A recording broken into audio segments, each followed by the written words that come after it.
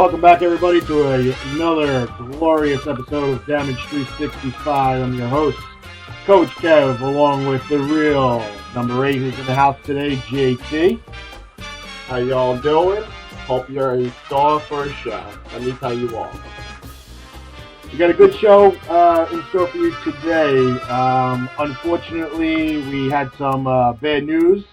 It rains all weekend long, just in case you were living in a cave for the past 72 hours. And our softball games got canceled, so opening day. Kids, relax. Please. There will be another time. Next week we'll have, I guess, opening day take 2, because it didn't happen this week. So we really don't have much softball to talk about, except for the fact that we were really looking forward to it, and we had a nice little lineup in store, and it's a sad situation. It's a sad situation. And if any of you guys were trying to figure out a theme music today, we went away from the Triple H game. I guess again you guys must have lived in a cave and missed WrestleMania 29 and missed the Monday Night Raw that followed. The new craze, ladies and gentlemen, is Fandango. Fandango. New wrestler. He's a dancer and a wrestler. Listen to that music. Makes you want to dance, don't it? Because not only will he body slam, but he will do the cha-cha over your falling corpse. It's great. Might even tango with you. Around 6:15 today, we'll have our wrestling analyst, Nancy DeMore, will call in. We'll review all our WrestleMania picks. They were not that good across the board. We will also review Monday Night Raw and recap that, and why I felt that Monday Night Raw was about, 2.5 times better than WrestleMania 29. The event that took place at MetLife Stadium on Sunday was beautiful. The set was great. The fans were really into it.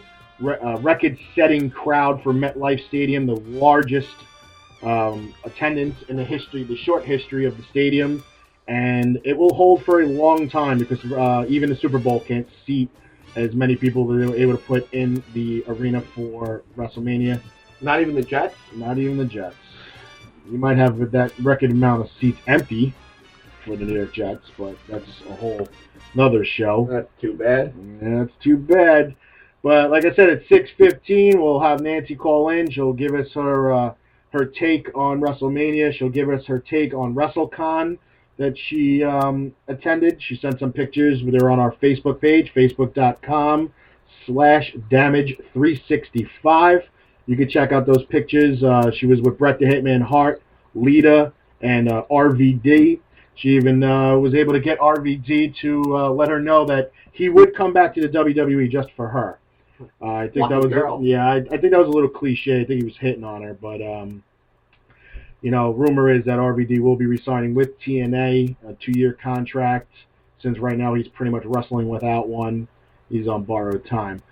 I don't know. I'm like one of these people who are tired of having a lot of these old guys come back and they just recycle them.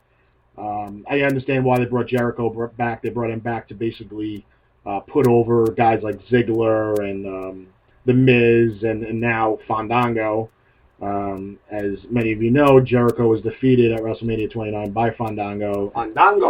And, that's this point of Jericho's career. He's more really concerned about his rock band than really his wrestling career. He's achieved everything that he needed to, achieve. The first ever unified heavyweight champion when he combined the WCW and the WWE titles in one. 9-time Intercontinental champion, numerous tag team titles. The list goes on and on and on. So it's not really much more this guy can do other than, put over some of the younger talent, make them look good, show them the way it's done, be a professional, and, go about his business, and eventually a shoo-in for the WWE Hall of Fame. The Hall of Fame also will go over with Nancy when she calls in. Right now, before we get into all that, we like to take the time. We have a couple of birthdays and shout-outs we'd like to go through. I'll let JT take away with the first one. Okay, well, we have a special birthday shout-out today, and it goes to my mother, Donna Torrey. She is 36 is what she's telling me. And, Mom, I love you so much. I just want to let you know happy birthday, and I hope you have 36 more wonderful birthdays. I love you, Mom. So that should get Jonathan a very, very good birthday present. Hopefully. Especially with that 36-year-old comment. That's what she said. Yeah, sure. Anyway, that would make her, that would make her younger than me, but we won't know that. I also like to shout out a birthday wish to one of our own, Damage Athletics official scorer, a.k.a. team manager, nicknamed The General. Anne-Marie Turk celebrates her birthday. Very convenient that it's around when tax season ends. Go figure, she collects our money on the bench, and her birthday is around the time that you have to file last minute for tax returns. That's all she wants. How convenient. A couple other shout-outs to some people I spoke to on Facebook that we would give a shout-out to. Our shortstop, Michael Kingren, because he wouldn't shut up unless we gave him a shout-out. And got you, Mike. One of the players that I coached at Hunter College, very, very big sweetheart, Lauren Stenslin of Long Island. We'll give her a shout out because she's a sweetheart. I know Lauren. She is a sweetheart. Yes, you do. We bumped into her at the College of Staten Island a couple of weeks ago when we were attending a charity game, and she was there watching Hunter take on the College of Staten Island, so it was good to bump into her and see her again. So I'm sure our Facebook page will be blown up after this of where's my requests and all that fun stuff. But as of right now, we're gonna wait on Nancy. And while that's going to happen, we're going to go over a couple of local sports stories and things along that nature. I don't know if anybody watched baseball last night, but the New York Mets are still looking very, very strong, sitting at 7-4 in the season, and showing really no signs that all this youth and inexperienced pitching is really going to hamper them. I think it's a very good thing. They're a good team. You know, Justin Turner, 3 for 4 out of the designated hitter spot, not your prototypical designated hitter. But what can you do? The kid's batting .467. He's always on base. He's one of the best clutch hitters on the team. But the story, of course, was I don't know, I guess you could call him now, you call him maybe the possible phenom. Matt Harvey pitched 8 innings, allowed only 2 hits. He had a no-hitter with 2 outs in the 7th inning before Justin Morneau homered off the foul pole. But he allowed only 1 run, walked 2, struck out 6. He's got a season ERA of 0.82, and his whip is microscopic at .55. Because he could whip it. You know, 3-0 early, you know, I understand that. But last year, this was the same thing when we had R.A. Dickey. We saw him get off to a great start, and we kept looking at the calendar. When is this guy getting his next start? Who's he facing next? You know, count down to 20 wins. And, you know, it's a great thing. And of course, you know, the same day we watched Matt Harvey go out there and dominate the Minnesota Twins in a ridiculous frigid weather, about 32 degrees. What is he, 21 years old? 22 years old. 22 years old. He's got 3 starts, a 1-hitter, a 2-hitter, and a 3-hitter. Yep. It's pretty amazing. It is, and considering that they say that Zach Wheeler, who is in AAA right now, is the best pitcher of our crop, that's pretty scary. Oh, boy. It's very scary. You know, we even got some shout-outs from Dwight Gooden on Twitter. So Dwight Gooden said basically, you know, go out there, you're mowing him down, you look great. You know, he's probably jealous because, you know, Dwight Gooden got out to that great start, and, you know, his career kind of spiraled out of control. It's the doctor. Dr. K. So now we got Harvey. Harvey and Wheeler. Harvey and Wheeler. Sounds like a law firm. Sounds good to me. So I was very upset to not get to see Mike Pelfrey, our former. I can't even say former phenom. I'm going to say a former pitcher. Former pitcher, hand licker. Yeah. Something like that. You know, he didn't get to pitch at all for the Twins. The former home run giver upper. And yeah. And today's game, actually, between the Mets and the Twins, was snowed out and / because of the cold. I mean, this is crazy. I mean, this happened in Chicago a couple of days ago. The game got suspended because of the cold. Now we got the Mets Twins not playing because of the snow and the cold. And now they're going up to Denver, where they already have snow on the ground and the temperatures are like 17 degrees.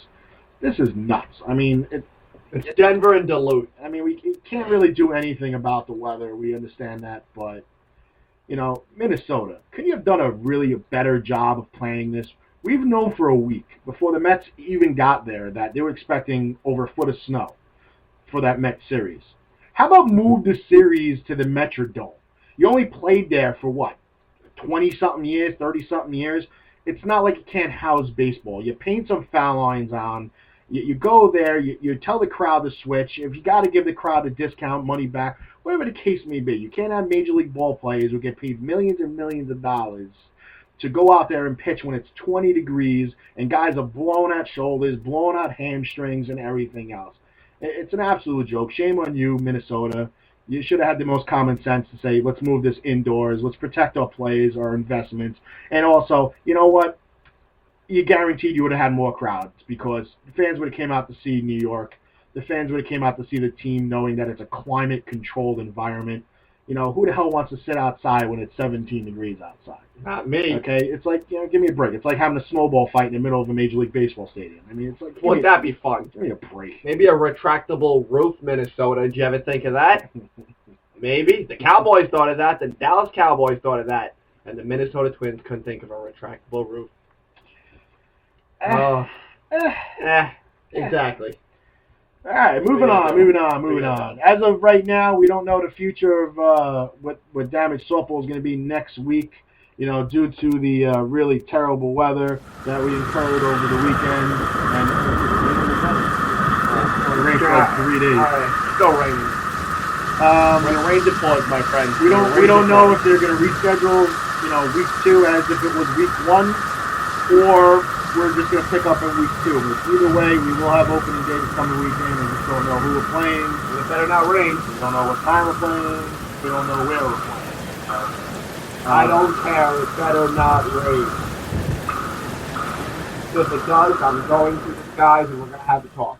We're going to have a fight, Mother Nature. We're going to get busy. So those clouds are in for a spanking. We're minutes away from Nancy. Yeah, I just called it Dancy. They got Fandango on the brain. Nancy. Nancy Come D'Amore. dance to Fandango. That's what we're stuck on. That guy's got some moves, man. I told you, you can do the cha-cha after he body slams. You wonder if you'd have a tango with an opponent? Tangos when he comes out to the ring. Tangos in the ring. Tango Fandango. Comes down every match with a different girl. Spins her around a couple times. Dumps her off at the top of the stage. Sounds like a pimp. He's a pimp. He's like a combination of you didn't. This might be a little bit before your time. Disco Inferno.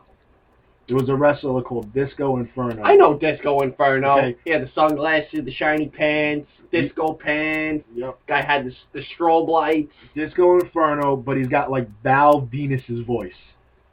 Val Venus's voice. The Big Lebowski, Val Venus's voice. That guy used to shoot porno videos on the Titantron. You remember that? Yes.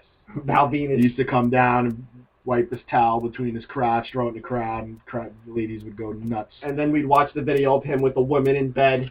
Yeah. That guy. That guy was great. He's a player, not a pimp. Not alive anymore, but he was great. Not alive. Apparently Nancy doesn't know what time she's supposed to call, but Nancy, can you call us, please? We're waiting for you. We'd love to hear your insight.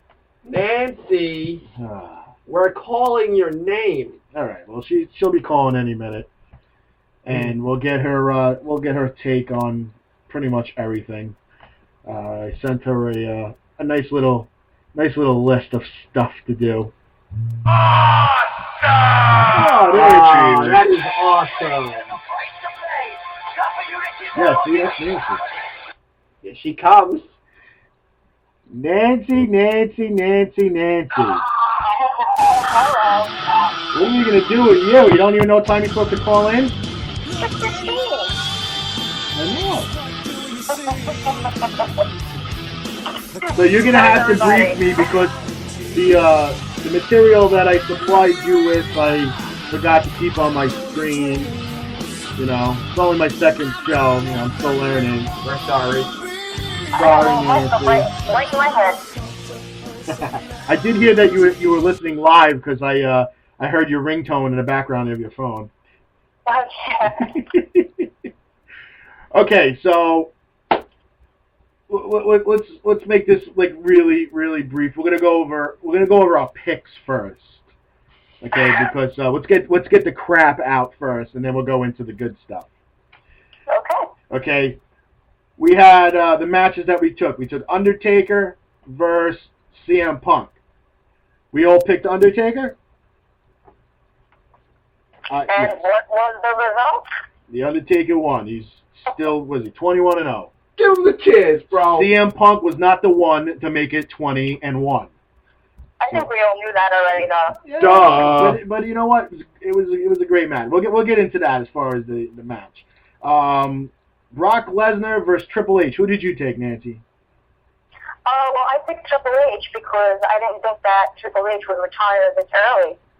I agree. I took Triple H as well. And Jonathan picked Brock Lesnar. That's a big fail. He's a big guy, so, you know. And the next one we all failed on. We took Ziggler and Langston to win the world titles. Yeah, we did. I figured that what they don't do at Mania, they do it Raw the following night. Somehow knew Ziggler was going to eventually be the champ, even though it was 24 hours later. That belt. Boy, were we wrong. Yeah. Wrong belt. I thought they were going to win the penny belts. I didn't think he was going to win the world title. Yeah, that's true. The next one we had was Mark Henry versus Ryback. Jonathan and I took Ryback. Who'd you take? I'm the real JT. Yeah. Well, I said Ryback, but I said it could go either way. Yeah, well, that doesn't count. You can't go both ways. I can't be 50-50. Yeah, you can't do that. I actually got this one right, and I was very excited. The pre-show match, Wade Barrett versus The Miz, and you picked Barrett, JT picked Barrett, and I picked The Miz winning the Intercontinental Championship. And though he only held it for 24 hours, he still got me a point. Very true. Next one was Shield versus Orton, Show, and Sheamus. Who did you pick? I believe I picked the the Big Show team, Yes, you did. whatever they're calling them these days. And so did JT, and I picked the Shield because I believe in the Shield.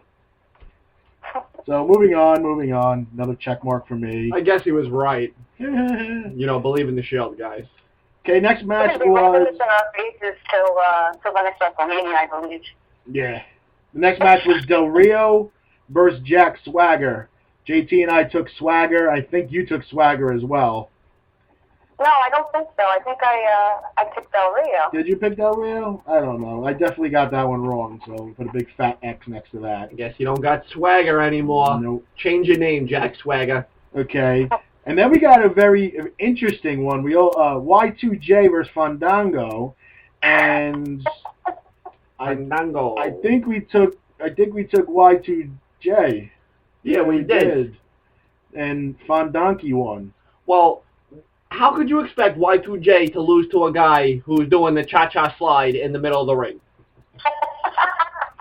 But we lost because we were wrong. Von Doppelganger won, and we lost. Big fat X's for us. I think Nancy got a big fat X too because she took Y2J. I don't blame you, Nancy. I don't blame you. I love him. Okay, the last match we took, now everybody loves him.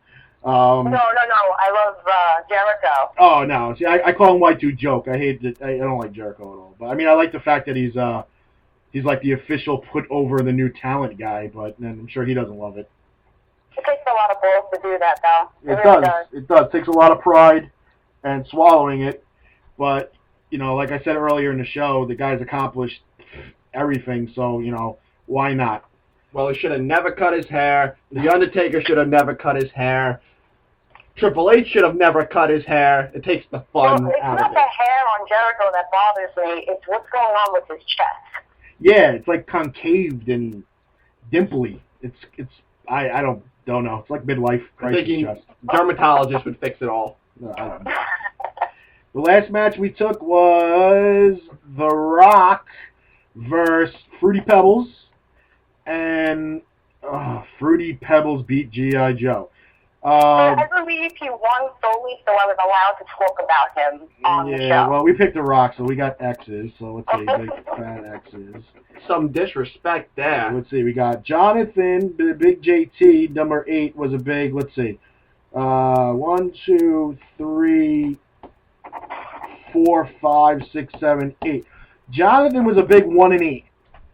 I got one. I knew the streak would not be broken, ladies and gentlemen. I knew it. You can't break the streak. I don't care. That one count. 1, 2, 3, 4. I was 4 and 5. Not that much better. Everybody on Facebook knew I was 4 and 5 because I was broadcasting it through WrestleMania. Nancy, what did you wind up finishing at those 9 matches? I think you were around the same thing, right? 4 and 5? Something like that. I think she was 5 and 4. No, she was either 4 or 5 or 3 and 6, but, you know, you add all it up and we're all under 500, so we all stink. So, moving on. What's the first topic you like to touch off on, Nancy? We'll leave it up to you. You're gonna freelance this show. Oh wow, we're freelancing. Let's see. Well, I can't get Fandango song out of my head. And I don't think anyone else can either. I'm very upset that the Divas were missing aside from AJ Lee at ringside during WrestleMania. I think it's pretty pathetic. We talked about the Cesaro thing as well. Hands down, I think Punk and Taker stole the show. I think that they're showing the best. Undertaker had the best match in the last few years. Absolutely. I haven't been really totally impressed with him lately, but... Absolutely. That stole the show. If it wasn't for that match, I probably would have fell asleep during WrestleMania. I mean, I was pretty hyped as well about the Lesnar Triple H match. I give that second. You really liked that Lesnar Triple H match? It was kind of Greco-Roman, and, I'm sure there's a lot of memes on the internet now, like, saying that there's a romance going on there, because there was a lot of hugging and heads on chest and stuff like that, but I thought that was pretty good. I thought that match was boring. What do you mean romance? Are you telling me that Triple H and Brock Lesnar got something going on? No. Because every time I looked up at the screen, somebody was laying on somebody's chest. They were, in turnbuckles, like kind of, it looked like they were hugging it out. It was. Yeah, they probably were. It was probably. You have to be very comfortable with your manhood if you're going to be doing stuff like that. I think it was more that they probably forgot what the next move was going to be, and they were whispering into each other's ears because neither one of them have been in the ring for over a year. Pretty much. Oh my God! Can I tell you who the worst person is whispering in the air? Because he's not whispering; he's screaming. His name is John Cena. I mean, that match. Oh my God! Yes. Oh my God. He would not shut up talking to The Rock, and he was not talking smack. He kept saying, "This is coming." You saw his mouth moving, and you say, "Come on, yeah," and stuff like that. But yeah, Cena was terrible. He's always been terrible like that, though. How about that disrespect? I mean, I've seen 4 rock bottoms in that match. I have never seen 4 rock bottoms in a match in my life, and every time I've seen a rock bottom, someone got up from the rock bottom. Despicable. Seriously. They pretty much disgraced that move. It doesn't even look like a finisher anymore. It's pretty equal to the Woo Slap. What's The Rock gonna do if he ever comes back? What's he gonna do? He's gonna have to hit somebody with a chair with the referee knocked out. Yeah, can't call it a finisher if it doesn't finish anybody off. Yeah, it's pretty sad. Yeah, well, I mean, look what happened to Hogan. I mean, he had the huff puff, big boot and a leg drop, and basically after a couple of guys kicked out of that, he had nothing left. It's not like he can even jump, so he had nothing to go to, unless he leg dropped you like 16 times. Blame it on Stephanie McMahon. It's her fault. Oh, God. She wrote the script. I think everything's her fault. Yeah, it is. It is. I used to think she was hot, and she got old. She is still hot, but she sucks. She's but anyway. Old. I think she's beautiful. She is. No, please, she aged very well. I know more beautiful women than her. Trust me. Oh, God. Moving on. Don't oh God me. Next, before we get kicked off the air. Keep us on. Family free. What else you got, Nance? What else you got? Let me see. I was all over Twitter yesterday because Rob Van Dam decided to retweet one of my tweets. So Yeah, my I face heard all was about that literally one. everywhere, and at least it was a gallbladder issue and not something like I had hemorrhoids that now it's all over the place and it's not as embarrassing. We did ask him about TNA and WWE because he's like this hot new, he's right now he doesn't have a contract. Right. When I asked him if he was going to sign to WWE, he said, if you want me to. So I'm going to pretend to be naive for once, and if he does sign with WWE, I'm going to take credit for it just because I'm feeling like that. He does not want to do indie right now. He'll probably never do indie again. However, I think he said he might go back to TNA, which is unfortunate for WWE fans. I think that he could bring something that's missing there. We take all the credit you want, Nancy. All the credit you want. I don't know. I mean, I don't. You could take the credit, but I got this thing about recycling old talent and bringing them back, and it just makes it look like you have no confidence in your current talent, and it's just I don't know. I mean, other than Jericho, I mean, bringing guys back, it just irritates me because like all they see on Facebook, how would you feel if Batista came back? How would you feel if Stone Cold came back? How would you feel? Stone Cold and Batista are not in the same boat at all. Thank you. They're not, but they're still. It's all about putting asses in the seats. You know, Rock's got boots to asses. Vince McMahon's got asses to seats. So, you know, Rob Van Dam's not going to break the bank. He's not a major headliner. He's not a WrestleMania main event guy. If you want to bring somebody back, you got to bring somebody back that's going to headline, and all those guys are old. So, you know, Hogan's not going to, bring his walker down the aisle and headline WrestleMania. Ric Flair's not going to woo himself into a main event. No. You bring the Nature Boy back. Oh, Woo! He's retired 6 times already. Well, he can retire 7 times after he comes back again. Because if you want asses in the seats, you need the Nature Boy. One of the best Flair will ever. never perform for the WWE again. Get over it. Well, he should perform for Damage 365 Internet Radio. I'm sure a lot of people would love to hear that. Couple of woos out here. Oh boy. Anyway. I mean, he looks good in a robe. He looks good. Yeah. I mean, a glittery robe. When he takes the robe off, that's when it stops. Yeah, a lot of blood actually comes out. It was like silly putty. Looks like silly putty. He does. It looks like He put the beats on Vince McMahon. It was like 7 years ago. So what? The man doesn't age. Stop it. Oh wow. I feel like I should put on a referee shirt right now. Oh my God. He didn't know what it is. He stopped watching wrestling for like a decade. He started watching it again, and he's still living in a decade ago. You know, he's still in the Attitude Era. Yeah, Ric Flair wasn't there when I was watching. Stone Cold was giving Vince McMahon the stunner. I loved it. I'd love to see it again too. I like when he came down with the milk truck. Oh my God, sprayed everybody with milk, beer. Let's go back to the old days, guys. Please, I beg the WWE staff to just bring these people back, because that's when the asses were in the seats, if you recall. Because what do you want to watch, Nancy? Do you want to watch wrestling for wrestling, or do you watch wrestling because of boobs and asses and foul language on the air? A little bit of both, actually. Okay. There you go. And that's exactly what The Rock is. That's what The Rock is, but The Rock doesn't come down in a Coors Light truck and You don't need to.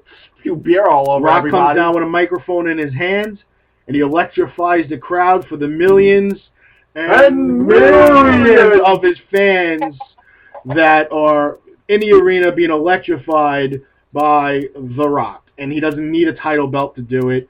He's the people's champion. He doesn't need to be the WWE champion.